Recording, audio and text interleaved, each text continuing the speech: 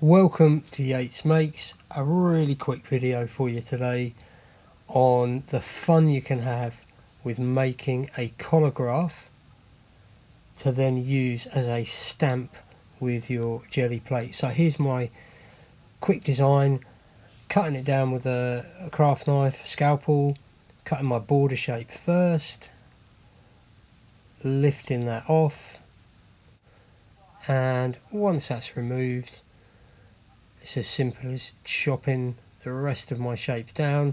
Some I'm cutting out as negative space, as long as I've got something that is going to provide relief from my base, which you can see there. I'm arranging my pieces on top of. I'm working very simply at two layers here, base plate and one layer on top. It's going to give me a nice even contact. Details for you there, you see I'm popping the teeth on, but I'm holding those with the end of the scalpel, sticking everything down with a glue stick.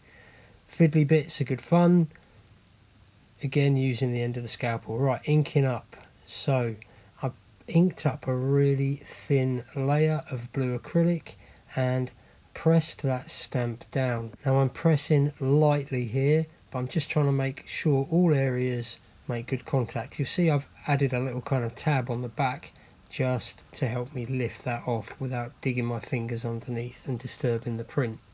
Okay, important to let that layer dry. Now I've inked up in light yellow. This is the layer I'm going to use wet to pull the print off. So I've left that for about a minute and a half, and there you go. What fun that is.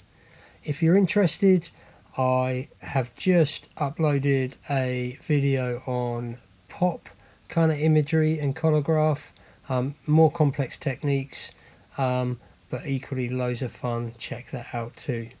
Right, there you go. I'm going to be using this technique loads.